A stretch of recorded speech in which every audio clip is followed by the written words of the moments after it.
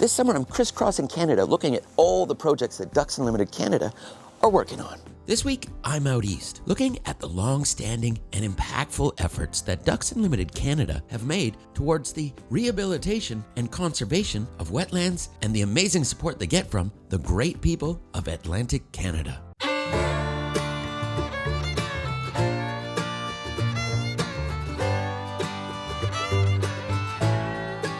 As I said in my earlier video on the Oak Hammock Marsh in Manitoba, I've known Ducks Unlimited Canada my whole life. Yet, until recently, I didn't know about the thousands of projects the organization has worked on for decades. When people think of Ducks Unlimited Canada, they think of ducks, obviously. But so many of the projects deal with larger sustainability issues, community participation, and the addressing of vulnerable climates and species. I recently was in Prince Edward Island at one of their many Atlantic Canada projects at the Mount Stewart Wildlife Management Area, about a half-hour northeast of Charlottetown. 3 centuries ago, settlers on Prince Edward Island began changing wetlands to farmlands, inadvertently hurting local and vital habitats. Fast forward to 1992 and the Alisary Creek wetland emerges, a 20-hectare restoration by Ducks Unlimited Canada in Mount Stewart. Atlantic Canada has been a focus of Ducks Unlimited Canada for decades. Their first wetland restoration project was in 1960.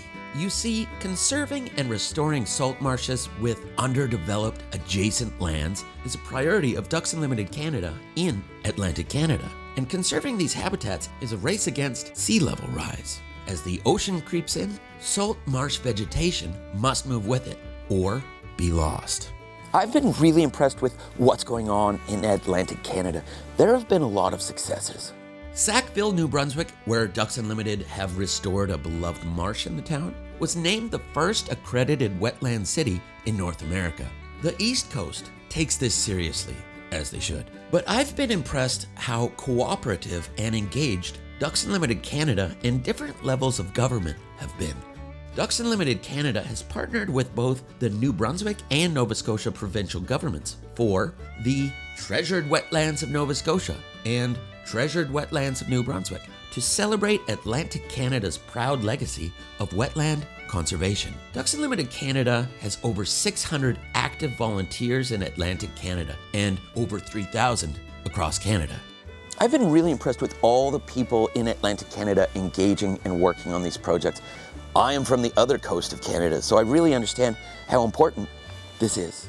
Education and community engagement is a strong focus for Ducks Unlimited Canada here out east, including participating in a 7th generation culture camp, which is an immersive land-based camp for Mi'kmaq youth, one of many efforts to engage young Canadians. Now, being here on a chilly morning is nice.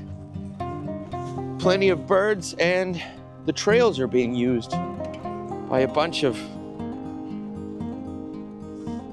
cool people. Conservation in Atlantic Canada is not just about protecting wildlife. It's important for communities too. Conserving and restoring coastal sea marshes is important for building resilience in the face of storm surges and sea level rise due to climate change. This is an important part of the work that Ducks Unlimited Canada is doing in Atlantic Canada. And we're going to talk even more about this when I visit one of their award-winning projects in British Columbia later this summer.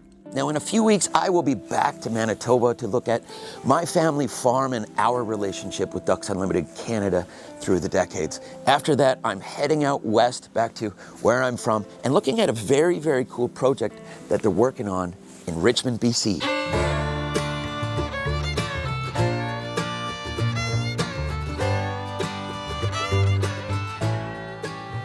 Now, stay posted to the Old Canada series and Ducks Unlimited Canada social media channels to check out all of our upcoming videos this summer. To learn more, go to ducks.ca.